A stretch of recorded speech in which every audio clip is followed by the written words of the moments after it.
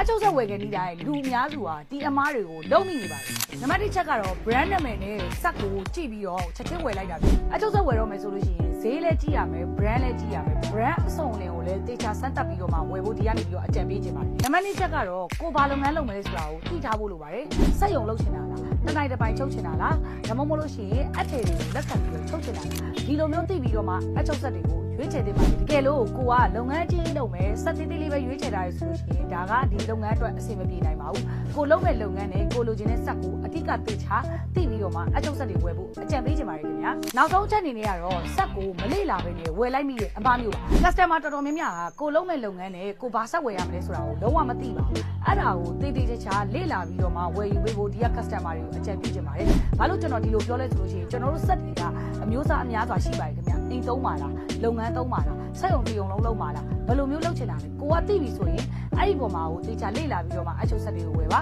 ဒီလိုမျိုးအကြံလေးပေးလိုက်ချင်ပါတယ်ခင်ဗျာဒါနဲ့တလက်စားလေးလမ်းကြုံလို့ပြောတော့အောင်မယ်နော်ကျွန်တော်စီမှာဒီလို divine brand လေးရောက်ရှိလို့လာပါပြီအိမ်သုံးသမားတွေဆိုလို့ရှိရင်တော့ဒီလိုဟာမျိုးကိုသုံးပါအထည်သမားတွေလည်းသုံးလို့ရပါတယ်ခင်ဗျာကိုအကြီးကိုချုံးမဲ့သူတွေလည်းဒီလိုမျိုးတစ်နိုင်တစ်ပိုင်းချုပ်ချင်တဲ့လူတွေဆိုလို့ရှိရင်ဒီလိုအိမ်ဆက်မျိုးကိုသုံးလို့ရပါတယ်အထုအပါဆွဲသားအောင်မှာချီကြော်ချီပြတ်မဖြစ်ပဲနဲ့ဒီလို divine လေးလိုချင်နေဆိုရင် 3S ဘက်ကိုလမ်းလာခဲ့ဖို့လိုပါတယ်ကျွန်တော်ရဲ့ဖုန်းနံပါတ်ကတော့399420 243နဲ့